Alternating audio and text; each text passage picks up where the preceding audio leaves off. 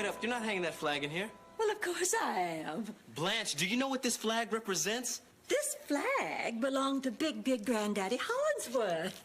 He used to bring it to all our fine old Southern family picnics where all the cousins would gather. Everybody was courteous and mannerly, and gentlemen would ask ladies for the favor of a dance. And Cousin Rex would be home on vacation from Colonel Bob's school for bad boys. He'd ask me for the favor other than the dancing favor. And we'd... It's a grand old flag. Wait a minute. Now I get it. This is just good old-fashioned fun. Yes. Okay, well, say, how about on Tuesday nights we hang the Nazi flag, hire an oompa band, and dress you up like Eva Braun? This is not the same as the Nazi flag. Yeah, well, it is to me, Blanche. Look, when you look at this flag, you see some Southern fairy tale with the guy who looks like Burl Ives dressed in a white suit tipping his hat to you saying, "Evening, Miss Blanche." Evening. Oh, I'm sorry, Roland. You were making a point. That's not funny, Blanche. Well, that's ancient history, and you know it. Things aren't like that anymore. Uh-oh, here they come. So, are we going to check them in? Can we afford not to? After they're checked in, Blanche, I want this flag to come down.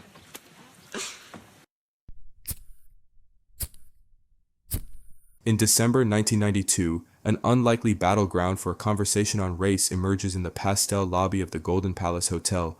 Blanche Devereaux, ever proud of her Southern heritage, drapes a Confederate flag across the front desk. This simple act ignites a powerful confrontation with Roland, the hotel's black manager. What follows is a mature, heartfelt exploration of history, memory, and empathy, themes as relevant today as they were then. The episode first aired December 4th, 1992, just months after the Rodney King riots shook Los Angeles. In March of 1991, a grainy handheld camcorder captured something that would jolt the conscience of a nation. On a dark Los Angeles street, a group of white LAPD officers repeatedly struck a black man named Rodney King with batons, kicked him while he lay on the ground, and used a stun gun on him. The beating went on for more than a minute. The footage, raw, undeniable, aired on news stations nationwide, igniting a firestorm. It looked like an outtake from apartheid-era South Africa, one journalist wrote. The image was unforgettable. A black man brutalized by those sworn to protect. The trial that followed became a cultural flashpoint. Despite the footage, a jury in the majority-white suburb of Simi Valley acquitted the 4 officers in April 1992. The verdict sparked 6 days of unrest in Los Angeles. Over 60 people were killed, thousands injured, and more than $1 billion in property was destroyed.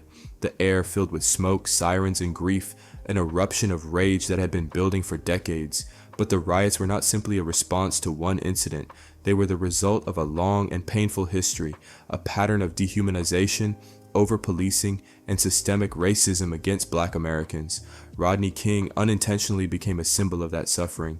In this climate, America's entertainment industry could not look away. Even sitcoms, traditionally lighthearted escapes, were forced to reckon with the moment. The Golden Palace, which aired its Confederate flag episode just months later, stands as one of the few shows that attempted to wrestle with race, not through parody or oversimplification, but through earnest dialogue between two people with different lived realities. Roland's calm but pained monologue about the legacy of that flag carries extra weight in light of Rodney King. His words are not abstract. They echo what millions of black Americans felt in that moment, that symbols of the Confederacy weren't relics of the past, they were still very much alive in the present. And when Blanche clings to her family's history, blind to its painful context, we see a metaphor for America itself. Like Blanche, the country was being asked, can you love your past while acknowledging the harm it caused others? In 1992, that was a brave question for a sitcom to ask, as Rodney King himself would later plead to a broken nation. Can we all get along? It's not just a plea for peace, it's a call for empathy, the very thing the Golden Palace attempts to foster between Blanche and Roland, and perhaps between its viewers. Viewers at the time were acutely aware of race tensions in America. The police brutality and white versus black is not new. Journalist Peter Weber notes that in the early 1990s, America was in a Bill Clinton era, a national conversation on race decades before Black Lives Matter. The Golden Palace episode taps into that climate. It shows a national struggle played out in microcosm. Well, welcome, ladies, to the Golden Palace. Please don't eat the mince.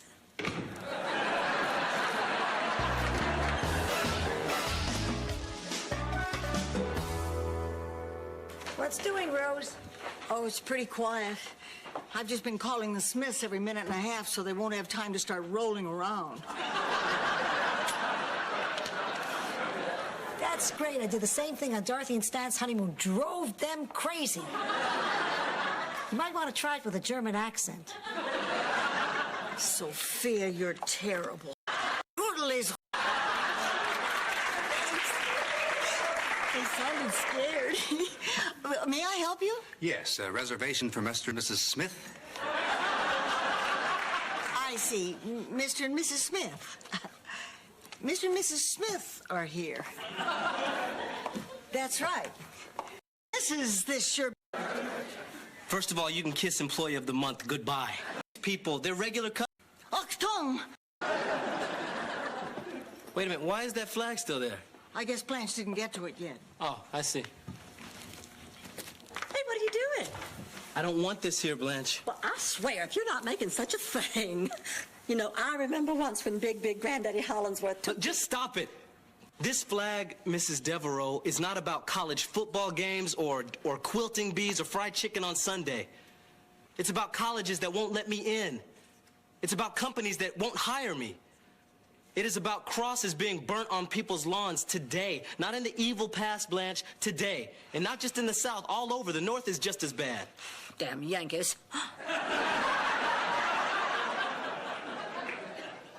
You honestly don't get this, do you? I don't see where there's anything to get. This is just a flag. To me, this is just a bunch of wonderful family memories. Well, I don't think I want to work for anybody who feels that way. I don't think I can. Well, Roland. I'm just gonna look for another job, Blanche.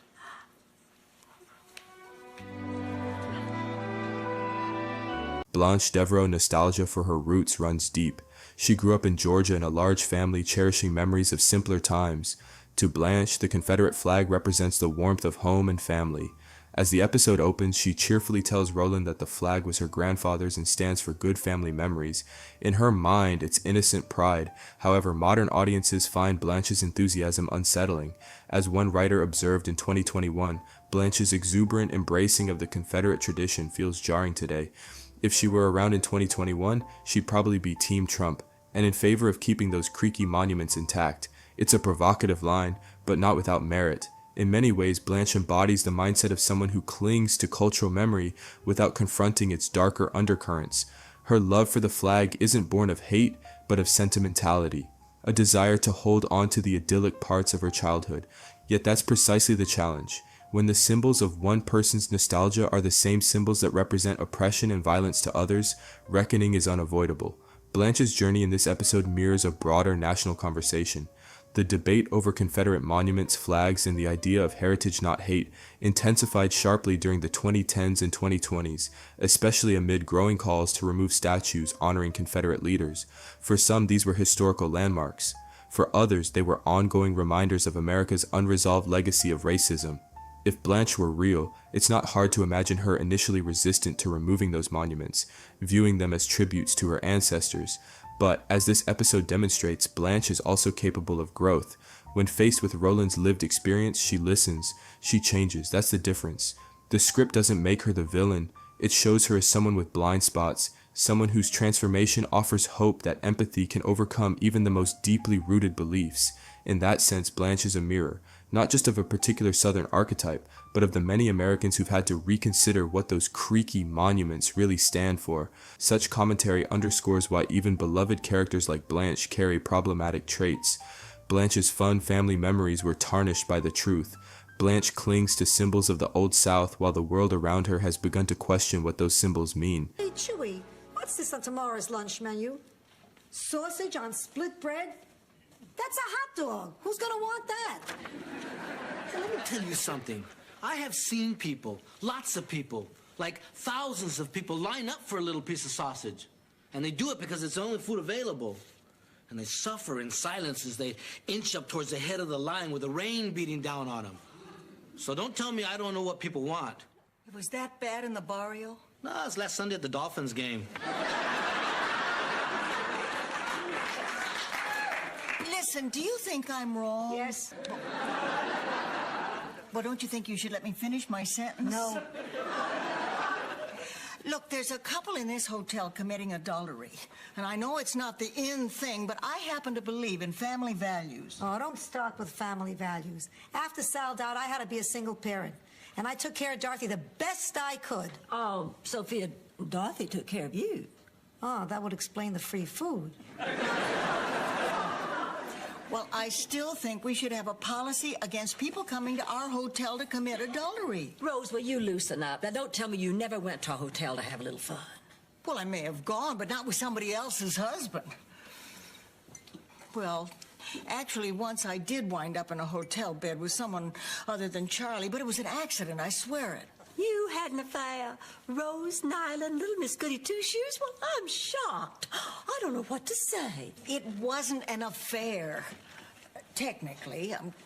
See, Charlie and I used to go to the St. Olaf Hotel every few months to spice things up. We'd have a nice dinner and go up to our room and dress up like our favorite storybook characters. And then make love. Nothing unusual. Perfectly normal. Yikes. Well, one night, Charlie went in the bathroom to put on... Well, this is a little embarrassing. Come on, Rose, we're all adults here. There's nothing to be embarrassed about. Come on. He went in to dress up like the big bad wolf. Sick. She's sick. Now, stop it. I'm sorry, I just don't understand about people who have to dress up like storybook characters. Of course, I was lucky. Without his clothing, my Sal looked like Wee Willie Winky anyway. Can I finish my story? Well, when he went into the bathroom, I turned out the lights. Wait a minute, Rose. Why would you bother putting on costumes, then turn out the lights? Now I do feel silly. Rose, the affair. Well, we wanted to order room service, but the St. Olaf Hotel doesn't have it. They just have dumb waiters. Wait, Rose. Are we talking about a little elevator dumbwaiter or just a guy who was a dumb waiter? Little elevator. Okay. But the guy who got off it wasn't that bright either.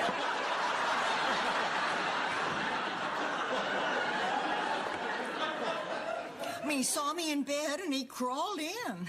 Well, I thought it was Charlie. So I said, Grandma, what big eyes you have. And he said, the better to see you with, my dear. And then I said, Grandma, what big teeth you have. And he said, the better to nibble you with, my dear. And then Charlie came out of the bathroom and he said, who's that sleeping in my bed? I was so confused. I'll bet. Well, there I was in my Red Riding Hood outfit, and Charlie's looking for Goldilocks. Uh-huh. I guess Charlie was confused, too, because he huffed and he puffed and he actually hyperventilated and passed out. Don't take me now, Lord. Don't let this be the last story I ever hear.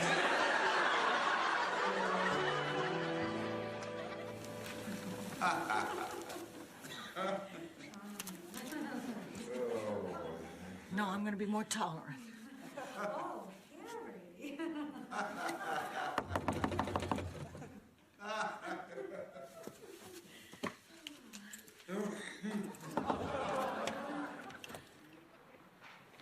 Please, wait, I'm sorry. It won't happen again. We're checking out at 207. Was something wrong? Yeah, this woman's what's wrong. Rose, what'd you do? Nothing. She completely invaded our privacy. Oh, come on. It's not like I got in bed with him. Okay, so I got in bed with him. She started singing hymns. She started babbling something about hearing cowbells ring. You know, this used to be a nice little discreet hotel. What are you turning it into? We're doing the best we can. You shouldn't have her here. And you shouldn't cheat on your wife. My wife is none of your business. It so happens this woman and I have a very special, meaningful relationship. I won't have you cheapen it. Let's go. Arlene. Right, Arlene. How could you? I'm sorry. Rose, we're barely making ends meet. We cannot afford to offend any I guests. said I'm sorry. You did the right thing, Rose. I did? I did the right thing. I did? Yeah. Sometimes what you believe is more important than business. Although what some people believe is unbelievable. Now, Roland, I am not some kind of bigot because I love this flag and I resent that implication. You just stop that right now. Oh, yes, ma'am, Miss Devereaux. Old Roland don't want to cause you no trouble at all. You hold on to that one. He's a good one. What did you say? He's a good one. Roland, wait. Across the desk stands Roland Wilson, poised, intelligent, and painfully aware of history's scars. As a black man in 1992, the Confederate flag is not a benign decoration, but a living reminder of hate. Early in the episode, Roland hesitates to judge the hotel's guests, saying, "It's not up to us to make moral judgments about the people staying in this hotel." But the moment he sees the flag, his mood darkens. He quietly explains to Blanche that to him, the flag embodies decades of pain.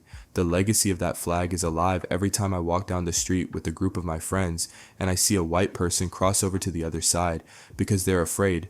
I've battled that flag all my life. These lines come directly from the episode and they cut to Roland's heart. He is not scolding Blanche out of anger, but sharing his lived experience. Every day he feels the legacy of that flag as people still act prejudiced around him. His words are spoken gently but firmly, reflecting decades of hurt. In the documentary-like tone, we sense Roland's quiet dignity. Decades of microaggressions and exclusions boiled down to the simple image on a hotel desk. Fans watching have noted the power of this confrontation. One said the episode moved them to tears, describing how Roland sees the Confederate flag as a reminder of burning crosses and racism, while Blanche sees it as a piece of childhood. It's a collision of worldviews. Roland's stance drives home that some groups now claim the flag represents Southern heritage, but it is commonly used by white supremacists. The scene is crafted with quiet intensity. Roland works hard to keep his composure, even as Blanche's instinct is to defend the familiar. But when he spots a placard that reads, "Daughters of the Traditional South," his restraint slips. Daughters of the Traditional South? Those bigots in bonnets aren't staying in this hotel, he mutters, unable to mask his disgust. Blanche, startled, fires back, insisting there's nothing wrong with the group. Roland's response is a sharp, weary joke. Right, so when they pull the sheets over their heads, it's just a tribute to Casper the Friendly Ghost. Then Roland makes a quiet, irrevocable choice. He cannot work under a symbol that denies his dignity. He tells Blanche he's resigning until she can grasp why that flag wounds him. In the moment that lingers longest, he offers a gentle truth. "You and I want the same thing, Blanche. Comfort. But yours comes at my expense." It is the episode's turning point. Roland will not swallow the pain for the sake of peace. What makes the writing resonate is its restraint. Roland's hurt is never a spectacle. It's treated with the dignity it deserves. Viewers have praised the episode for its maturity, calling it more honest about race than many shows produced decades later. In the early 1990s, especially for a Golden Girls spin-off, tackling these themes was daring. More than 30 years on, Camptown Races still feels bracingly relevant, a reminder that true comfort can't be built on someone else's silence. What follows is Blanche's quiet reckoning. With the flag taken down and Roland's words still echoing, she begins to confront the weight of her nostalgia. The episode offers a carefully chosen memory to anchor her reflection. Blanche recalls giving birth to her first daughter in a hospital room she shared with a black mother. Her husband George had been furious about the arrangement, though Blanche herself hadn't objected. It's a small story, but it says everything. The writers use it to suggest that Blanche's comfort and the traditions she holds dear were shaped by assumptions that harmed others. In a vulnerable moment with Roland, she begins to piece it together. What am I supposed to think about all my family and my friends? When I was in school, maybe I was a little less sensitive than I could have been. I was just doing what all my friends were doing. It's not an excuse, it's an awakening. Blanche is beginning to see that she never really questioned the world she grew up in. Her tone isn't defiant anymore. It's reflective, gently remorseful. By the end of the episode, she offers Roland a sincere apology. She agrees to take the flag down, not out of pressure, but out of understanding. She realizes he was right about it, and that her memories are not as happy as she thought. In a quiet, symbolic gesture, Blanche erases the flag from the hotel's registration ledger. Roland forgives her, and their friendship endures. True to sitcom form, the conflict is resolved before the credits roll, but the emotional residue of that conversation lingers. It's not just about a flag, it's about what we choose to remember and what we're finally willing to see. Even though the conflict is tidied up before the credits roll, the episode lingers. Blanche's journey from reflexive pride to honest reckoning offers a quiet lesson in empathy. The writing stays earnest without ever turning preachy. As one blogger noted, sometimes it's not about what makes us comfortable, but about considering the people around us. That candor feels all the more striking in context. In the landscape of early 90s television, few sitcoms dared to confront the Confederate flag directly. The Golden Palace, a brief spin-off with modest ratings, did. In doing so, it got real about racism, in a way the original Golden Girls had only brushed against. Where an earlier episode, Mixed Blessings, fumbled its treatment of an interracial relationship, Camptown Races meets the topic head-on and with far more maturity. Fans still single it out, saying it handles race better than many shows do even today. The centerpiece, of course, is Blanche's growth. She'd always been vivacious and unapologetic, a beacon of Southern charm who proudly clung to the iconography of her past. This episode forces her to see the harm beneath that nostalgia. Even writers who adore the character acknowledge that her Confederate pride could have kept her fighting to preserve those creaky monuments. By facing Roland's pain without flinching, Blanche discovers that loyalty to tradition means little if it costs someone else their dignity. That realization, one good-hearted person waking up to history's weight, gives the episode its staying power. It reminds us that genuine change is possible when we let empathy rewrite the stories we've always told ourselves. Watching the episode today, its relevance feels almost eerie. What unfolded in a fictional Miami hotel lobby in the early 90s now echoes across decades of real-world reckoning.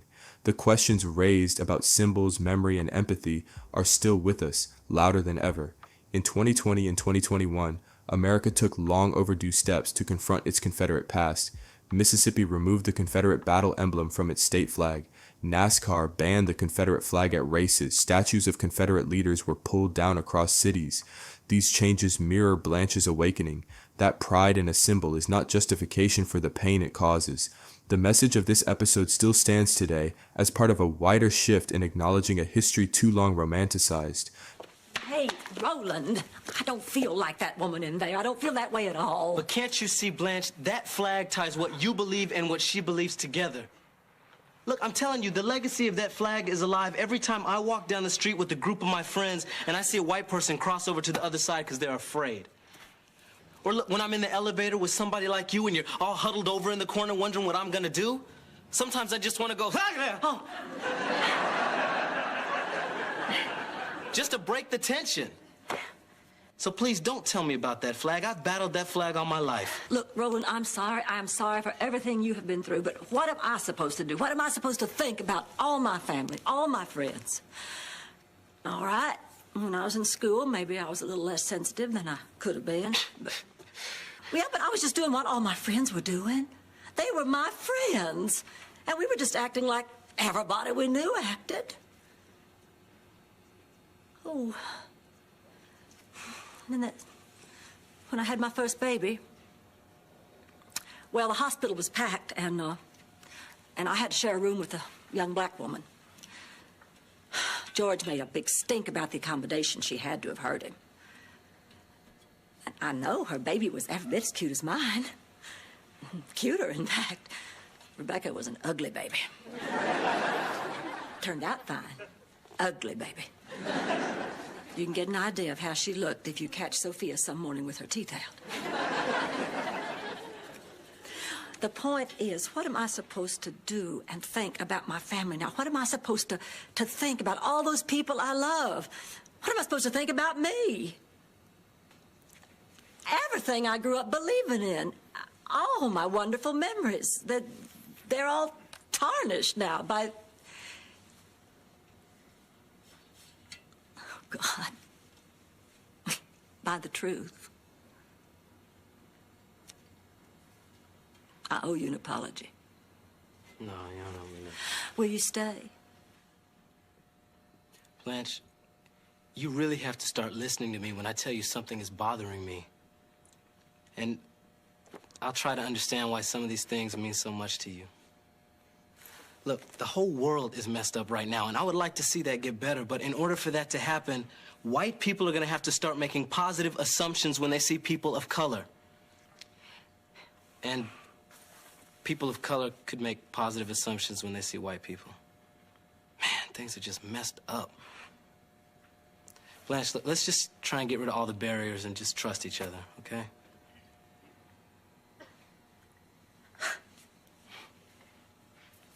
Right on.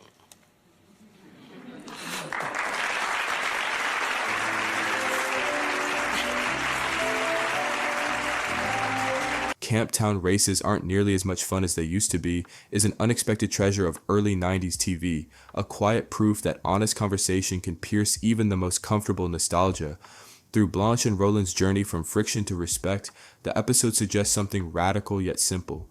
People can change when they truly listen. There's a hushed, almost documentary wonder to the way their story unfolds, patient, observant, free of shouting. The emotional weight never tips into anger. Instead, it invites us to sit with the past, to notice what we've overlooked, and to feel the cost of cherished symbols. By the time the lobby is still and the tea towels are neatly folded, the episode has left a lasting imprint. Its gentle insistence is clear. Question the icons you grew up with, make room for someone else's pain, and remember that pride untethered from empathy can wound.